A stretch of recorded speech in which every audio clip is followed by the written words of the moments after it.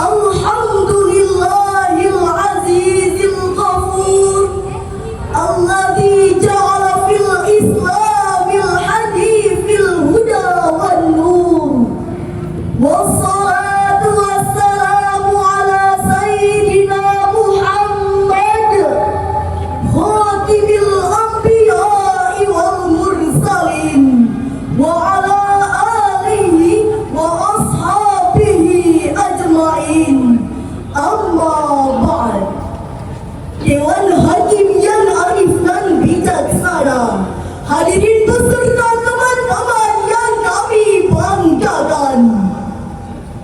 Seorang cendekiawan Muslim, Muhammad Hashim Kamali, di dalam bukunya The Middle Part of Moderation in Islam, The Quranic Principle of Wasatiyah, menyatakan bahwa religious moderation is the important game in our religious life to maintain a balance where every member of society must be willing to respect each other. Moderasi beragama adalah kunci keseimbangan agar masyarakat bisa saling menghargai. Namun hadirin, jika mulia ini tidak diimplementasikan, maka harmoni beragama akan perlahan menghilang, berganti kebencian, berganti cacian, dan berganti polarisasi yang ditanam oleh oknum tak bermoral. Seharusnya ukhuwah berubah menjadi perbedaan. Yang seharusnya persatuan berubah menjadi pertengkaran. Yang seharusnya dakwah berubah menjadi provokasi dan ujaran kebencian. Atas dasar inilah, maka tergugah hati kami bertiga untuk menyampaikan syarah Quran dengan judul Implementasi Moderasi Beragama dalam Kehidupan Berbangsa. Sebagai rujukan, marilah kita renungkan firman Allah dalam Al-Quran surah Yunus ayat 99 sampai 100 berikut ini.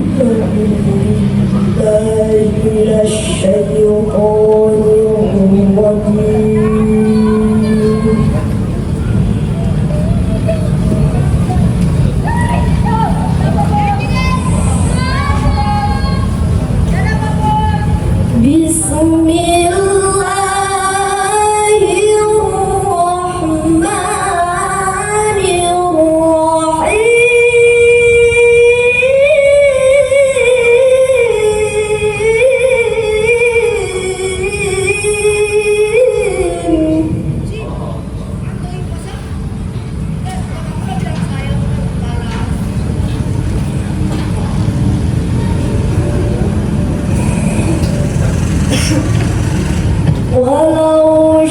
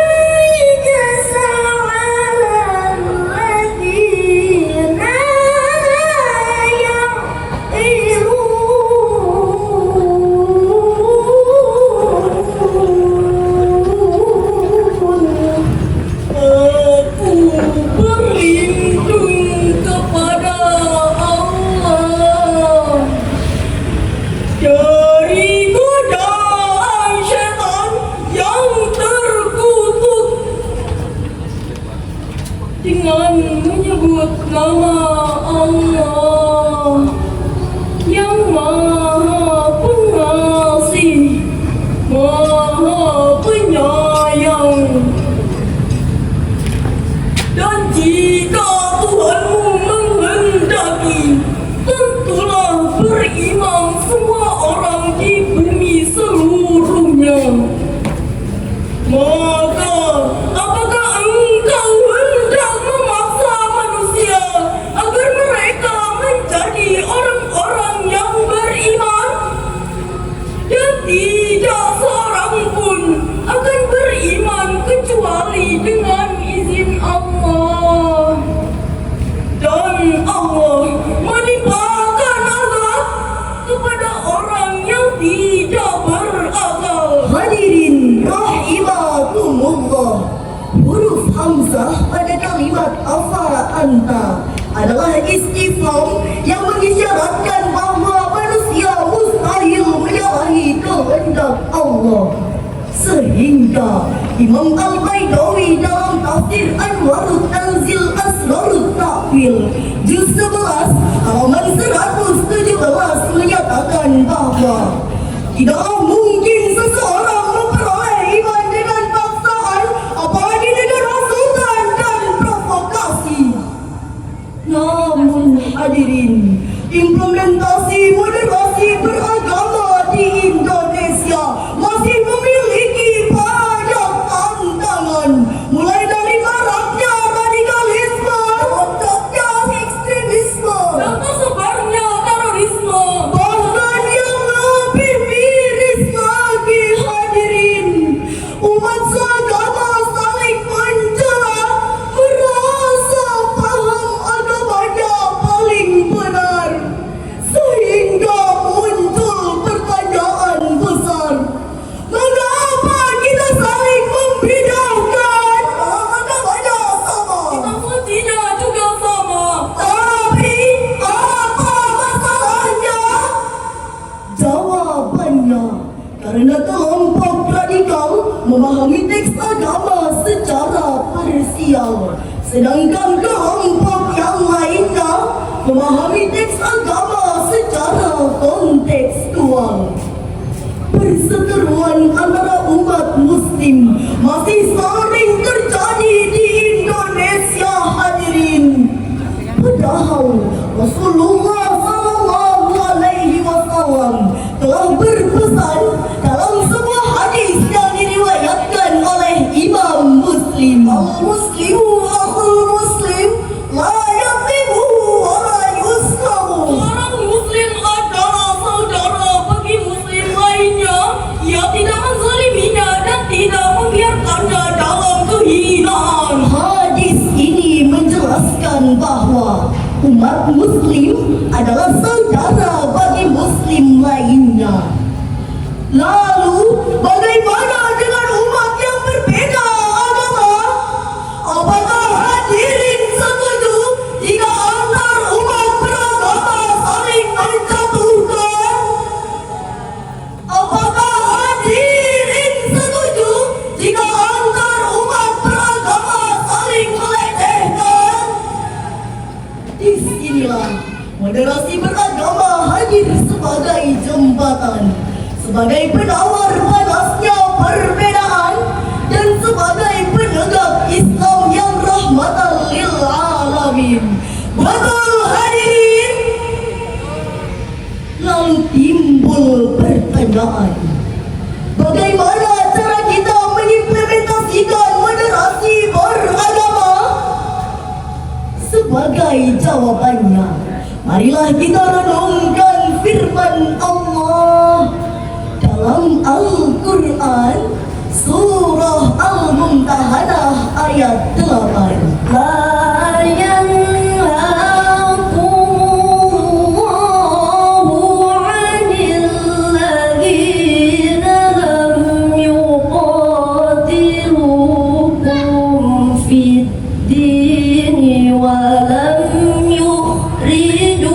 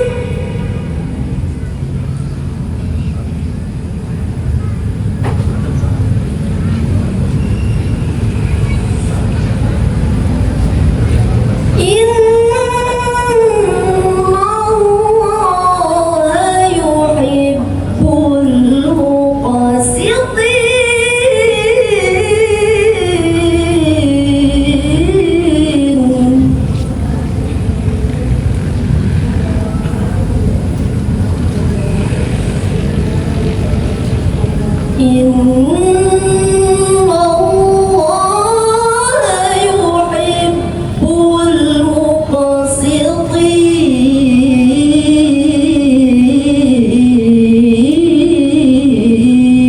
المقسطين صدق الله العظيم.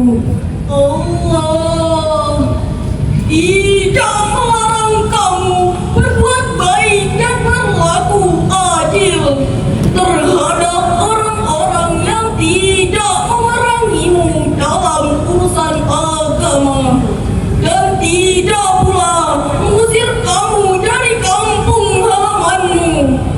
Sesungguhnya Allah mencintai orang-orang yang berlaku adil. Maha benar Allah dengan segala firman-Nya. Ma'asyiral muslimin wal muslimat rahimakumullah. Ayat ini menjelaskan bahwa Allah tidak melarang kita untuk berbuat baik dan berlaku adil meskipun kepada orang yang berbeda agama. Rasulullah sallallahu alaihi wasallam selalu mencontohkan kita untuk senantiasa berbuat baik meskipun kepada orang Yahudi. Rasulullah selalu memberi makan laki-laki Yahudi buta makan yang senantiasa mencaci maki Rasulullah. Ketika Rasulullah wafat, peran ini digantikan oleh Abu Bakar As-Siddiq. Ketika Abu Bakar menyuapkan makanan ke mulut laki-laki Yahudi buta itu, ia lantas memuntahkan makanannya seraya berkata, "Engkau pasti bukan orang yang biasa memberi aku makan, karena orang yang biasa memberi aku makan penuh dengan kelembutan dan kasih sayang." Abu Bakar pun menjawab, "Memang benar, bukan aku yang biasa memberi engkau makan, karena orang yang biasa memberi engkau makan telah meninggal dunia. Beliau adalah Muhammad sallallahu alaihi wasallam, orang yang selama ini engkau caci maki."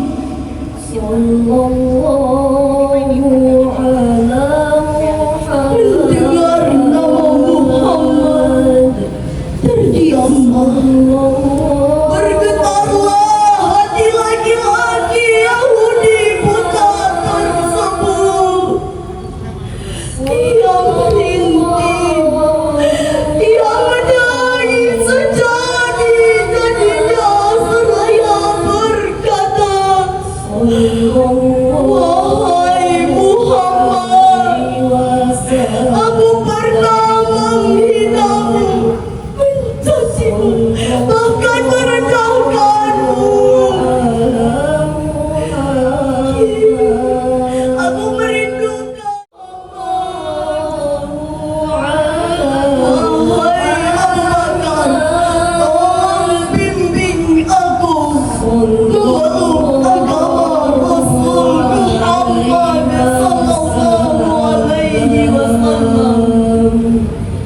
Sallallahu ala Muhammad, sallallahu alaihi wasallam, sallallahu ala Muhammad,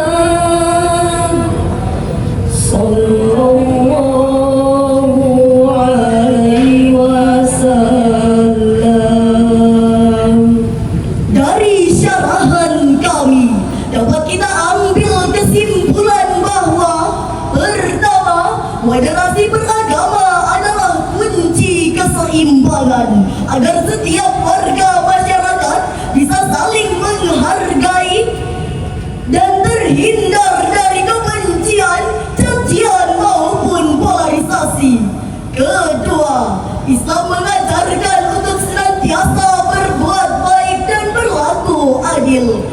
meskipun terhadap orang yang berbeda agama, seperti yang telah dicontohkan oleh Rasul Muhammad sallallahu alaihi wasallam. Inilah landasan utama dalam kehidupan berbangsa. Hadirin wal hadirat rahimakumullah. Jika Rasul mengajarkan kasih, mengapa kita menebar benci? Jika Al-Quran mengajarkan adil, mengapa kita membela dengan emosi?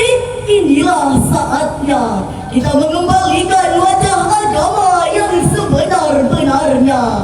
Islam yang damai, Islam yang teduh, Islam yang menyejukkan, dan Islam yang mempersatukan Nusantara. Demikianlah syarahan yang dapat kami sampaikan. Kurang dan